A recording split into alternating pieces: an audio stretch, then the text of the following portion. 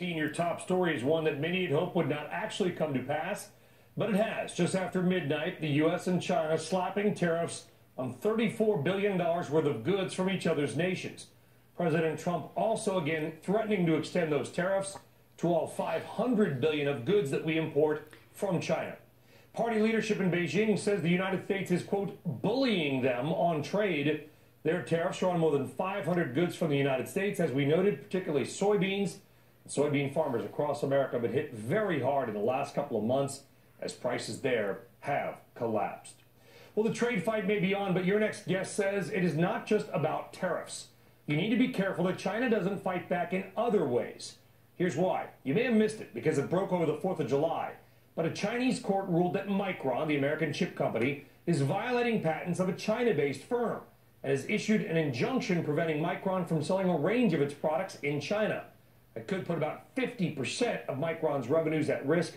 Let's bring in Eric Ross. He is Chief Investment Strategist at Ascend Securities. And Eric, you put out a very passionate, very strongly worded note to your clients on Micron saying that you believe this was a complete sham of a court ruling. I assume you think that this court ruling was done particularly to poke the United States in the eye over this tariff fight.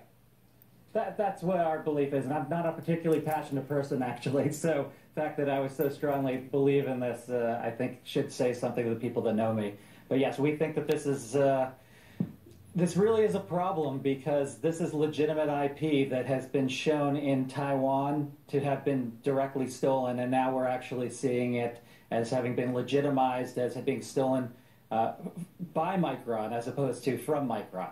Yeah, and so just as a backstory, in case our viewers are a little bit confused, I'm going to summarize it. If I'm wrong, please just jump in and say, hey, Sullivan, you're wrong. Which is basically that 2 employees of Micron left the company, allegedly took IP, started another company or sold it to a new company, a 2-year-old company. Those patents, which ostensibly belonged to Micron, were upheld by a Chinese court. Effectively, they upheld the validity of what many, including you, obviously believe was stolen Micron technology. That's right. The 2 employees actually went to a Taiwanese company called UMC, which is a foundry like TSMC, and they have a partnership with this new Chinese memory manufacturer, which is called Xinhua, sorry. Yeah, Xinhua. And so basically you believe that you called it a kangaroo court. You said this is a joke because effectively these are long-standing Micron IP, and there's a 2-year-old company that now claims to have effectively developed technology that would have taken a lot longer to do so.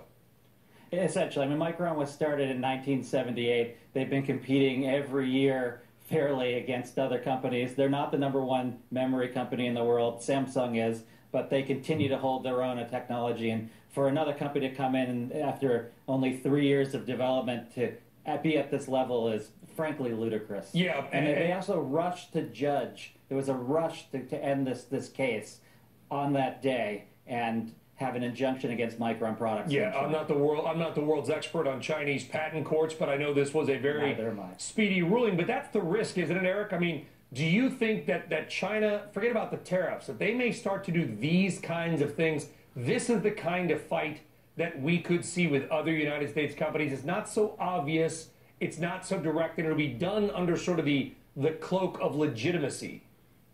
No, absolutely. This has always been our fear, and we've actually been watching it, unfortunately, unfold over 20 years of covering the semiconductor and electronic space in particular, as well as other spaces. But what seems to happen is that companies are required to share their IP or a part of their IP with their Chinese counterparts, and that then goes into the pool that the Chinese can draw from. And, of course, they've been upholding patents, international patents to date, but what happens when that stops? There's a lot of IP that's been transferred into China. What happens if we have rulings like this, over a whole number of different areas, not just in semiconductors, but in technology in general? It is going to be something important to watch. The Micron case could be alone, or it could be a litmus test for what is to come and what could be a nasty and protracted fight. Eric Ross, we brought you on to talk about it. We'll get you on soon to talk about the oil call. Micron, more relevant to today's news. Thank you, Eric Ross. We'll see you soon.